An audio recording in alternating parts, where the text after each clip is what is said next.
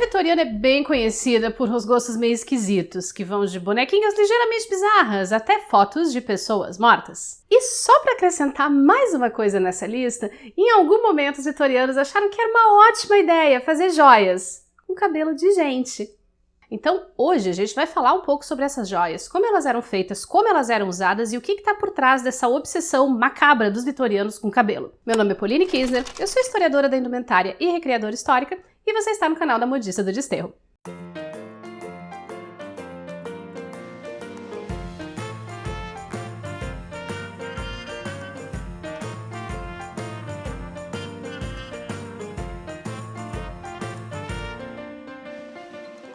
Olá, modisters! Tudo bem com vocês aí desse lado? Esse ano eu fiquei devendo um especial de Halloween inteirinho no mês de outubro para vocês, mas isso não significa que eu vou deixar o mês de outubro, ou nesse caso, o início de novembro, passar sem trazer alguma trevosidade, alguma bizarrice da era vitoriana para vocês. Você ainda pode conferir todos os vídeos de Halloween do ano passado clicando nesse link que está aqui em cima do card.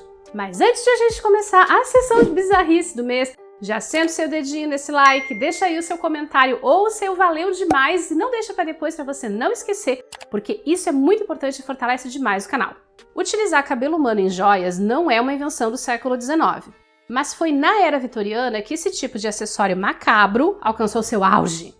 Principalmente no século XVIII, já existia o costume de guardar algumas mechas de cabelo de pessoas falecidas dentro de relicários, que podiam ser transformados em anéis ou colares. Era uma maneira que a família e os amigos mais próximos tinham de manter algum tipo de lembrança da pessoa, numa época em que não existiam fotos e os retratos pintados também eram muito caros. Mas é claro que o povo da era vitoriana tinha que levar isso para um patamar completamente diferente. Em 1864, Charles Dickens, sim, o Charles Dickens, escreveu não ironicamente que uma corrente de relógio de bolso feita de cabelo era a marca de respeitabilidade para o homem vitoriano de classe média.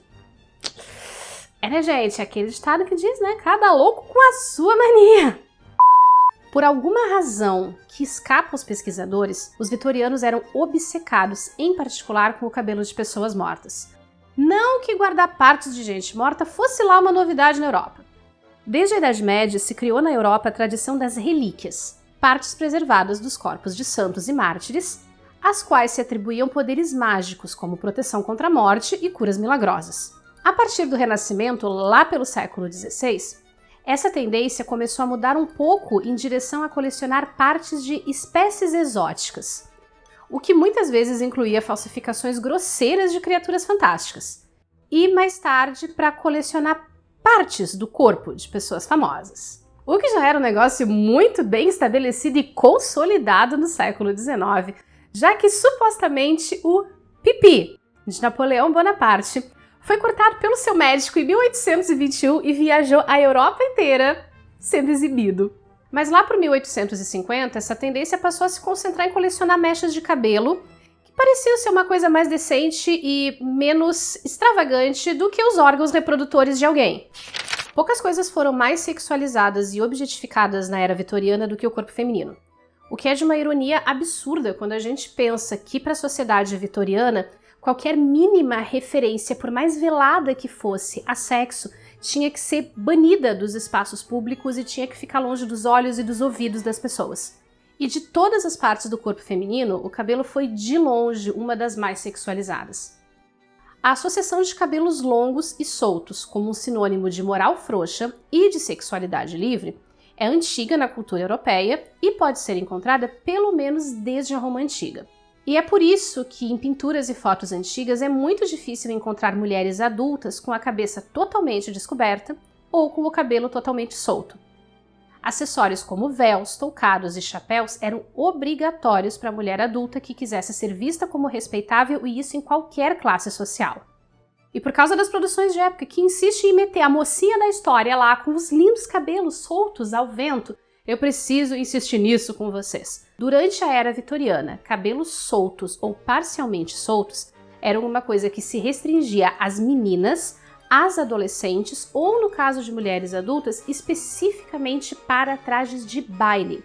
Fora dessas situações, Você andar por aí de cabelo solto no meio da rua ou parcialmente preso com seus cachos e as suas tranças sacudindo era o suficiente para você virar a piriguete da cidade na boca do povo.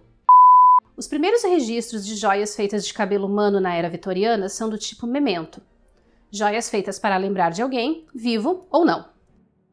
O tipo mais simples eram os relicários e os quadros com uma simples mecha guardada, que podia ser uma peça de afeto, como a mãe que guardava alguns fios de cabelo dos filhos, ou uma peça feita em honra de uma pessoa já falecida. Mas a procura por esse tipo específico de joia fez com que a produção delas aumentasse exponencialmente no século XIX e essas peças acabassem se tornando cada vez mais elaboradas, como relicários, onde o cabelo era tratado e montado para formar verdadeiros desenhos, e joias feitas inteiramente com cabelo humano trançado e moldado em pulseiras, brincos, colares e broches. E olhando para essas peças, dá pra gente se questionar quanto cabelo elas consumiam, né? O que estava ligado à gigantesca rede de comércio de cabelos que existia na Europa durante o século XIX. Tanto de cabelo nativo, produzido dentro do próprio continente, mas também de cabelo importado da Índia e aqui da América do Sul. O que não é muito diferente de uma prática que ainda existe na indústria de fabricação de perucas até hoje. O cabelo para fazer as joias podia ser coletado ao longo dos anos pela própria mulher. E os conjuntos de toalete do século XIX incluíam um potinho específico para recolher os fios de cabelo que caíam na hora de pentear. Mas era bem mais comum que essas peças fossem compradas prontas e a origem da matéria-prima era para lá de duvidosa. Mulheres jovens vendiam seus cabelos para joalheiros e peruqueiros, exatamente como a personagem de Jo March no romance Little Women. Mas havia denúncias frequentes de hospitais, asilos e até conventos que cortavam e vendiam os cabelos das internas sem autorização, além da prática de se comprar cabelos de indigentes nos necrotérios das grandes cidades. E ainda vinha uma série de denúncias sobre crina de cavalo sendo tratada quimicamente e misturada a fios de cabelo humano para passar meio despercebida ali no meio e dar volume para esse cabelo que era vendido. Famílias de classe alta poderiam encomendar uma joia de cabelo totalmente personalizada na joalheria de sua preferência.